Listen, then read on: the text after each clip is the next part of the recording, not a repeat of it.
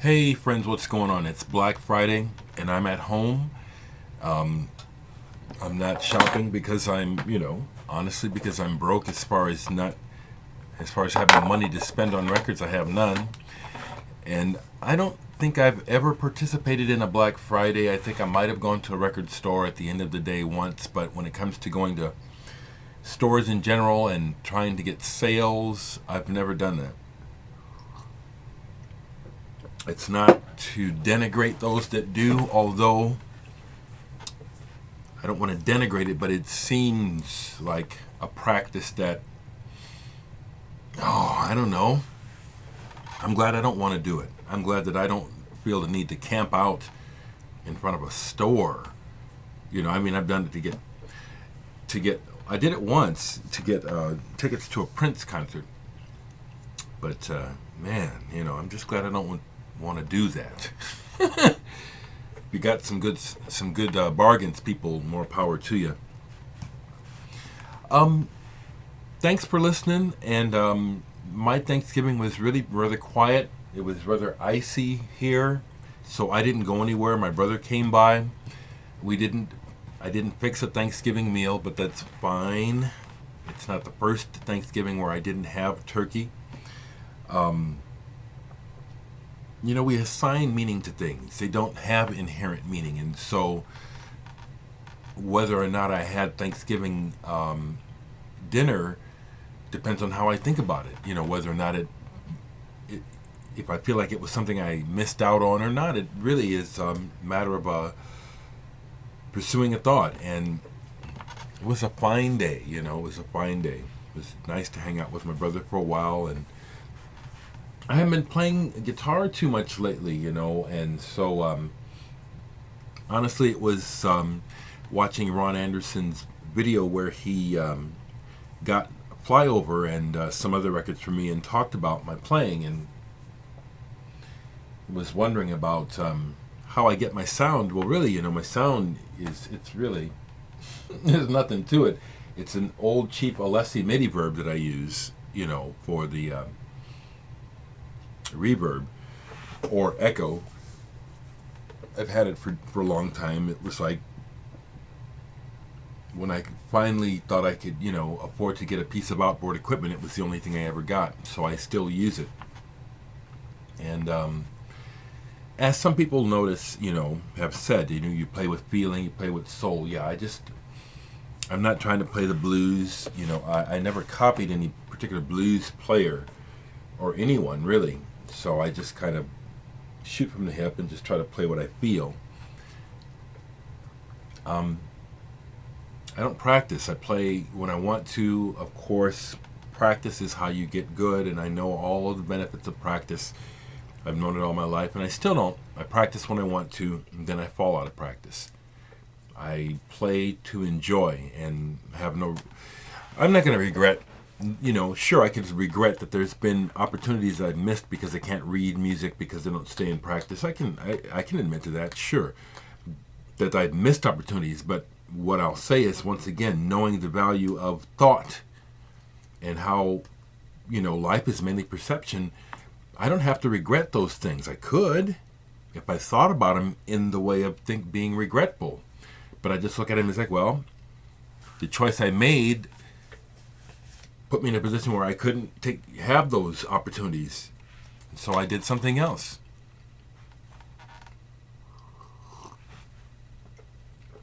It just saves a lot of pain, for me to examine, where I allow my thoughts to dwell.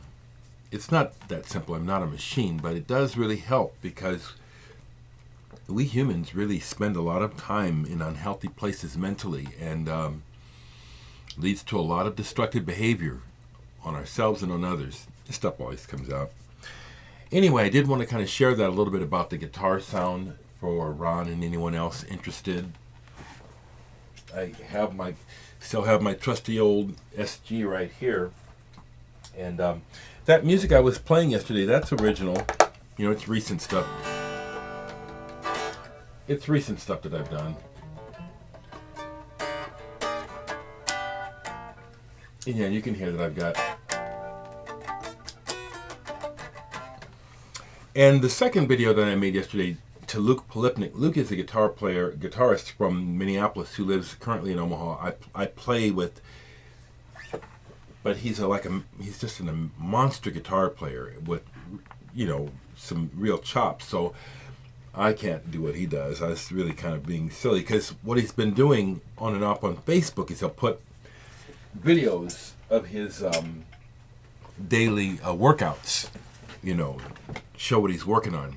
And half the stuff I don't understand it mathematically, but I sure hear it. He's very good. So I'm rambling. I may talk a little bit about music, but before I get there, the last talking video that I spoke about, the shooting in Minneapolis, a watcher and a friend, I'll call you a friend, wrote to say that he thought I was talking about Chicago. No, I was talking about Minneapolis. Interestingly, we're not hearing very much about Minneapolis, but if you go online, you can find the information. And it took them a year to get them to release the video. I can hardly handle it. I can hardly handle it.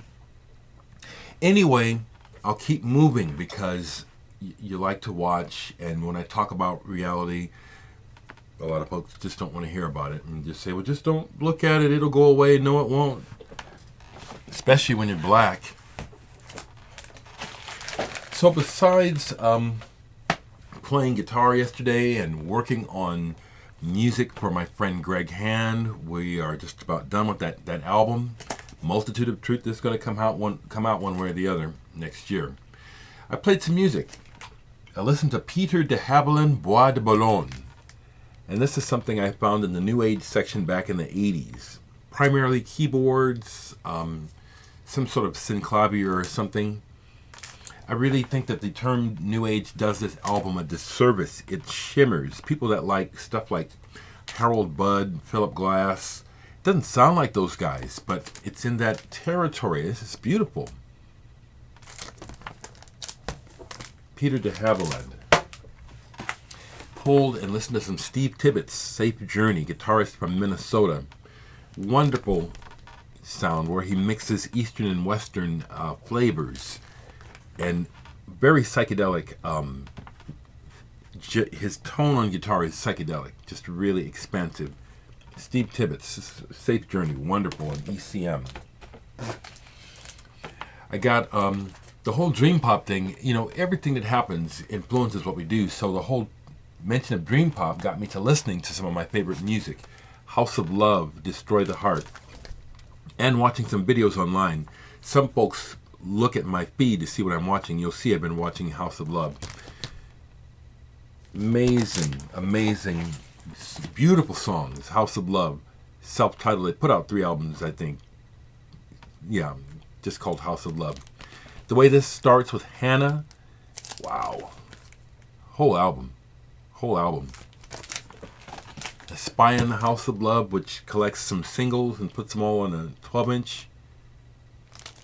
Wonderful songwriting and craftsmen. The band, it's a great band. They play so well together, as well as the songs. Just sublime. That's the word that comes to mind. Sublime. I pulled and played my own album, Dereck 3. I hadn't played this in well over a year, and still pleased at how this turned out. This is one of the 81 copies of red vinyl. I will show it to you because there's only 80 of these in existence. Sounds great to me. I ain't gonna lie. Because I made the music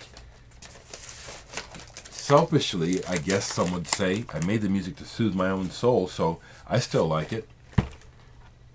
Some people, there is a school of thought that says if you don't play music and direct it at other people, it's merely masturbation. I can see that to a degree, but that's just a perspective, Music made for the self that is fulfilling inherently is also for other people. as artists find out when they do share it with others. Quantum Jump. Rupert Hine was a producer. I don't know what he's doing these days. I think he got best known as a producer, but this is an album, a group that he had called Quantum Jump. Interesting blend of pop and progressive rock and other influences that I'm not sure, but the words were really important here too. A lot of humor and literary references going on. This is a good album. Quantum Jump, Barracuda. John G. Perry, who was in Caravan, played bass in this band. Got this through the VC. I forget who sent it to me, but John Hopkins, Immunity. Listened to most of this yesterday. And, it took me a while to warm up to this album, but I like it. Electronic, kind of slowly crawls along before it starts to really do anything, is how I would describe it. Sorry about the picture. I just don't know how to get my camera to act right consistently. This is a reissue of this album, but what an album. Bill Fay. And this is a collector's item when you can find an original of this generally. If you get lucky, you can find it at a decent price, but collectors who own this ask for large amounts of money for this. There is a slightly spiritual, religious tone to the words. I find them philosophical, and I love it. And then it's matched by the music and the arrangements. This is a really well-realized album by such an unknown person at the time. Was this 1969 or so when this was released? Bill Fay. And in recent years he came out of obscurity and started making records again. I highly recommend this singer-songwriter. His voice, this is meant though as a compliment, sometimes reminds me of Harry Chapin. Barbara and Ernie, Prelude to. I don't really know much about this album. I just know that it is really a sleeper. This came out in 1971. Man, this is good. It's subtle jazzy pop with a nod to hippiedom. Not quite psychedelic. They do Somebody to Love by Jefferson Airplane on here, but it's more jazzy, almost approaching Quincy Jones. This is really good. Barbara and Ernie. I was talking about Dream Pop, and that there's a list. There's a bunch of lists online about what are the best, or these are the Dream Pop records, and many of the records I don't agree with on those lists, and this is one of them that I happen to have. Beautiful Pea Green Boat, Obsession.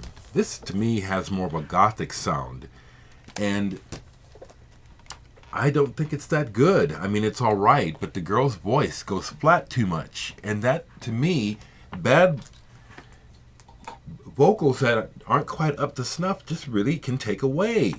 It makes a difference. Some music, it works when the vocals are shit, or when it's like the person who's singing cannot sing, doesn't even try, but it's just giving you everything they got. I can get that, feel that, and generally enjoy that. But when the music is in tune and the voice is not in tune, and it sounds like it really ought to be, bugs me. Okay, so that's some music I've been listening to. Still having the contest. I've had like about a dozen responses. That's fine if no one else wants to make a video. But someone is going to win this. I'll be drawing not Monday but Tuesday. Monday is the deadline for making a video, so I'll do the drawing on Tuesday. But again, the whole idea of the contest was, what's music that you think the world should hear, and why? I'll end by playing a little bit more, because okay, I say, I don't practice too much. And that piece of music I was playing, Indestructible, is the name of the one I played for you and called it Thanksgiving 2015, but it's still up here, and just